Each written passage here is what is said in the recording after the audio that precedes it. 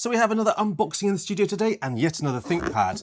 This one is a ThinkPad P14s Gen 7. This is a 14.5-inch laptop. It's more of a workstation laptop that has the new Intel Core Ultra CPUs all the way up to an X7 and also the Nvidia Blackwell GPUs. Now, last year I bought this with just integrated graphics, but this year I've chosen the Nvidia Blackwell 500 just to see whether that's still relevant with these new X7 CPUs that are out. So let's pull it out, and as usual with Lenovo, there's the laptop wrapped in a little sleeve. No fanfare, this is it. Card all around it, a little booklet. You can order it with or without the power supply, but in the UK, you're talking £10 extra for the 100-watt power supply with this model, because it has got the Nvidia graphics, which is still very compact. Compare that to like a 60 watts that you came with the T14 that we've recently reviewed. You can see it is quite bulky, but still pretty tiny. In the packet, just the regulations and a sort of quick start guide, nothing exciting there. Let's take a look at the laptop. So here we go. This is a little bit bigger than the T14 we just reviewed. This one is a 14.5-inch screen as opposed to a 14-inch on the X1 and the T14 series. Feels quite chunky. I will pop it up against the T14. So just to show you a size comparison, here's the T14. And below it, we are talking the P14, 14.5-inch, means you're getting about an extra centimetre or so in size. And it's actually pretty much the same height. So it is just a little bit bigger because of that slightly larger screen. Now, you'll notice as well with this one, it hasn't got soft touch finish on the outer. It is just a matte metal finish with your usual Lenovo embossed logo there and your ThinkPad logo with the lit eye dot that shows you whether in sleep or in whether you're on. Underneath, you'll notice there's two fan intakes for the twin fan and heat pipe cooling system. We will open it up in a little while. Feels very, very solid, as ThinkPads always do. Let's just quickly weigh this one. So you're talking 1.7 kilograms, so a little bit heavier than the T14 we've just looked at. And with the power supply and UK plug, talking 2.1 kilograms for the entire package. Not bad for a workstation with a dedicated GPU. You can also buy this without the dedicated GPU. You can choose it with the X7 388H with the ARC graphics if you prefer it to the Nvidia. And that's something we will talk about in an upcoming video where we compare it properly with the T14, which has the ARC X7 graphics. So then let's quickly look at the ports. On the right side, you've got a Kensington lock, so you can lock it in your office. You've got a flip down RJ45 port. You've got a USB-A and a micro card reader if you have the WAN aerials. And at the front, you've got a smart card reader if you opt for that when you configure it. As with all of these laptops, they're fully configurable. And if we move to the left-hand side, you've got a headset jack, you've got another USB-A, you've got an HDMI 2, and you've got two Thunderbolt 4 USB-C ports. That will obviously, you can use them for power and data with the included power adapter, or you can PD charge it, which takes me neatly to today's sponsor, UGREEN. Get up to 40% off the UGREEN range during the Prime Day event. UGREEN offer an incredible range of docks, webcams, headphones, and power bank, like this Nexo 20,000 mAh fast charging power bank. It's compact. It can charge 3 devices at once, 2 USB-C devices at 45 watts, and 1 USB-A device at 22.5 watts. Perfect for topping up my P14s laptop and my phone whilst on the go. Now, the attached USB-C cable also doubles as a lanyard. That's such a handy little feature, and it shows you how tough this cable is. There's also a nice little LED on the front, which shows you how much power you've got remaining. And being a UGREEN quality power bank, it's got intelligent temperature monitoring, over voltage, over current, and overcharge protection. Plus, it's also airline safe, so you can take it with you on your next business trip. Pick up yours today and take advantage of the UGREEN discount at the links down below. Now let's get back to the video. Now, before we open up and take a look inside, I do want to quickly talk about the configuration that I've ordered. This is a very, very expensive laptop. In the UK, it starts off at about £2,800. For that, you're going to get the Intel Core Ultra 356H and the Intel Blackwell 500 GPU. I've also chosen 32 gigabytes of CAM memory, which is upgradable. So you could take that 16 gigabytes and upgrade this later when RAM gets cheaper. And I've got a 512 gig SSD, again, because the upgrade prices are astronomical. Wi-Fi 7 and the 3K IPS 500 nit display. So it is very expensive. This came in just over £3,000, I believe, which did hurt the bank account, even with a discount code that I used. Now, unfortunately, a lot of people will get these bought by their employers, so they never have to see that cost. But if you are buying these, definitely look out for a discount code. On the front of the laptop, we have this lip. Now, this has been quite controversial. We've got a lot of users that hate it, a lot of people that like it. I'm in the camp of people that like it because it makes it very easy to put your finger at the front, open the laptop, and you can pull that hinge back a full 180 degrees. For me, I love that feature because I'm often standing up using the laptop, so I like to push my screen right back. Once we get inside the laptop, we do get the soft touch finish, like the T-Series, on the palm rest. Obviously get the Core Ultra logo and the embossed Thinkpad logo. Then you'll see the usual springboard touchpad with dedicated buttons for your Think nipple. I love to see that. The X1 Carbon that we reviewed with the better haptic touchpad loses those dedicated buttons. Now, personally, I like those buttons, so I'd rather have the older springboard style touchpad. Moving up to the keyboard, and you get the same legendary keyboard that you get with the Thinkpad range of laptops. The pressure is great. The key travel is still good. Obviously not as good as the old days, but still very good. And I like the layout. This is one of the reasons that I use a Thinkpad daily for my daily use laptop. And over onto the right, you can see we've got a power button with a built-in fingerprint reader. And on that note, I'm going to boot it up. I'm going to quickly go through the Windows setup. So I'm going to cut it here for a second and then come back when we've got Windows installed. Okay, so we're now up and running. I've gone through the Windows 11 updates and the Vantage updates, so that did take quite a while, as always the case with Windows, and I've run a few benchmarks just to save a bit of time here. But as we move up to the screen, you can see the beautiful 14.5-inch 3K IPS panel. The panel can get up to 500 nits of brightness. You can see the resolution here of 3072 by 1920. It's a great resolution, so really high pixels per inch. As we go to the advanced display, it's 120 Hz. So this is a really fluid, fast, good looking and pretty bright IPS panel. Now obviously on the X1 Carbon we had the OLED panel, which is a better looking panel, but you don't have to worry about burn-in with an IPS panel, and it is very comfortable for your eyes for long periods of time. So personally, I'm still quite happy with IPS screens. There are also lower resolution 1200p panels if you prefer, but personally when I'm spending this much money on a laptop, I want the best screen that they offer. Now you'll notice that either side of the keyboard there's no speaker grills. They are downward firing speakers, so I want to just quickly test them out. So we're going to start at 50% volume with just a YouTube music video. Here we go.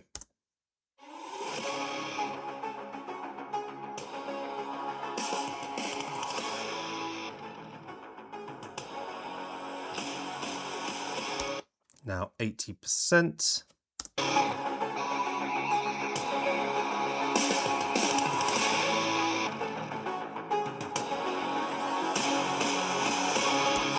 And then finally 100%.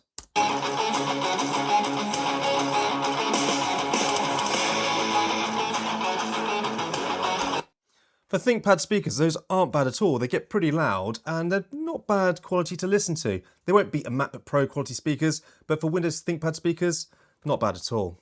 And then as we move above the screen, we get the 5 megapixel webcam, which has a built-in sort of Think shutter, so you can close that off for the privacy conscious among us. You can choose to have Windows Hello built in, which I love, so open the screen and log you in. But the 5 megapixel webcam, I was hoping for something better. This is what it looks and sounds like. This is a test of the webcam and the microphones on the new Thinkpad P14s Gen 7. As always, love to know what you guys think this looks and sounds like, though I'm not holding much hope that it's going to be any good. So now we've looked around the laptop, I'm going to just shut this down and let's crack it open and take a look inside at the cooling system. Now, as always, I'm going to use my trusty iFixit toolset. Make sure the ThinkPad is off. So as usual with ThinkPads, just a few Phillips screws to get that base plate off. Now the screws are captive, which I absolutely love, so you're not going to lose any screws. You'll notice that some of the, or this one here has the keyboard marked on it, so if you want to remove the keyboard, you need to have that one taken out. Let's do the rest quickly. This is nice and easy to do if you want to upgrade this yourself. And the fact that we can upgrade the RAM on this model, I really like, though the CAM2 modules are still very expensive, even more so than Sodim's at the moment. So pry that away from the back and let's take a look. So straight away at the front here, you can see I've chosen the larger 75 watt hour battery. You can get it with a smaller battery, but there's a £20 upcharge, and battery life for me is really important. So I definitely chose that option. Here is the 512GB SSD. It's an 80mm, so you can upgrade that yourself. And with the price Lenovo are charging, I recommend you do that. You'll notice that we have an M2 WAN slot here. Now I didn't pay for the aerials to be put in, so there's no aerial, so it's going to be very difficult for me to use this. Then notice here we have the special CAM module. Now this is just a single chip, so it's not like the 2 RAM slots that you used to get for DDR5. I've chosen the 32GB on this model. It was £440 extra over the 16GB. So if I bought it again, I would get the 16GB and I'd upgrade it myself later on down the line. And that's what I'm going to do on my T14. Now with regards to the cooling solution, you can see we've got 2 small fans and 2 heat pipes that go over both the Core Ultra 300 and the Nvidia Blackwell graphics cards. And with the other ThinkPads that we've looked at, you'll notice that we have a soldered on Wi-Fi card, but it is Wi-Fi 7, so that will future-proof you for a while. And as you can see on some of these ports, they are screwed down. These are actually able to be removed and repaired should you need to in the future. And that's a great feature to see on these more modern ThinkPads, especially when other laptop brands are soldering everything down. So now we've taken a look at that, let's put it back together and see what the performance is like. Okay, so I'm back into Windows and I've just opened Task Manager. Now you can see here that I have the Core Ultra 7 356H. This is the base CPU they offer. It's a 16-core, 16-thread CPU. Now, being the new Intel processor, Core Ultra 300, it is a very efficient chip, but this has just the very lowly Intel graphics on it, not the ARC graphics. You can choose the X version, which is the 388H, which is about £400 upcharge, so it is very expensive. But it does mean you then get the B390 integrated graphics, which are incredible. And we've used those on the T14 and the X1 Carbon, and I've been really impressed. With this one, I've chosen the base processor, but I have chosen the Nvidia RTX Pro 500 Blackwell dedicated GPU. So we've got the lowly Intel graphics just for 2D spreadsheet and office work, and then we can fire up that RTX Pro 500 Blackwell card for the heavier duty and use those CUDA cores. You can also upgrade to the RTX Pro 1000 Blackwell, but that is about another £1,000 on top. I just don't think it shows enough value. Now the advantage of getting the Nvidia RTX Pro 500 Blackwell is that we're getting 6GB of GDDR7 dedicated RAM, so you're not having to share with system memory, plus you've got those CUDA cores which can be very useful for certain applications. Having the 2 fans and 2 heat sinks also means we get a good amount of power shared between both of these CPUs and GPUs. Now talking about the system memory, I've chosen the 32GB. Now as I mentioned on Lenovo's website, it shows it as 8,533 I believe. That's not what the system will run at. If you look here, you can see I've got my 32GB and it is running at 7,467 mega transfers a second. So despite the fact that they're giving you a faster RAM speed, your system will bring it back down to that 7,500 mega transfers. And that's a bit of a shame. I think Lenovo should have put that on their website too. So let's take a very quick look at performance. I've run a few benchmarks already just to get an idea of how well this one will run, but obviously we'll go a lot more in depth in the full review. Starting with Geekbench 6, which is a very sort of quick test for like burst on that actual CPU. We've run it in all 3 profiles. Now in the quiet profile, we've got a single core score of 2,327 and a multi-core score of 13,153. So again, for a quiet profile, and this laptop was pretty much inaudible running this one, not a bad score at all. When we change the profile to the balanced mode, we're getting 2,801 with 16,263 multi-core. And finally, the performance profile, we're getting a single core of 2822 with a multi-core of 16,195. So there's very little difference on the CPU between that balanced and the performance. And the same sort of shows up in Cinebench R24. Now, the Cinebench R24 is more of a torture test. It's 10 minutes long. It really stresses out the CPU. And with the 2 fans and 2 heat pipes, this laptop was easily able to hold about 50 odd watts on that CPU.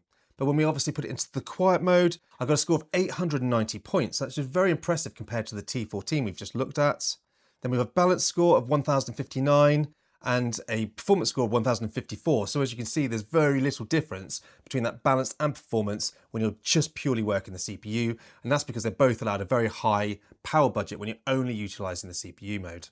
Now moving over to TimeSpy, which will test the CPU and the GPU. Now running it first off on quiet mode, We got a graphics score of 4,766 and a CPU score of 6,268, which is, bear in mind, this is the lowest power mode. That's quite impressive. Moving up to the balance mode, we get a much better 5,856 for that actual GPU score and a 13,942 for the CPU. Again, it shows you that you're able to put a reasonable amount of power through this chassis. And again, lastly, in the performance mode, we're not seeing much of a difference over the balance at 6,148 for the GPU and 14,624 on the CPU. So this isn't a gaming laptop by any means, but it is very, very competent. So you'll be able to play light gaming, and it will be great at Photoshop, video editing, 3D work, so Blender, some other 3D design and CAD work, which is exactly what this type of laptop is designed for. And you're able to then do that on the move. Now, I do want to mention that we do have the 3 profiles. And the good thing about these Lenovo's with the Vantage software, you can change the profiles in Vantage and they tie in with the actual Windows power plan. So if I just quickly show you in the system power, you can see we are currently on best power efficiency.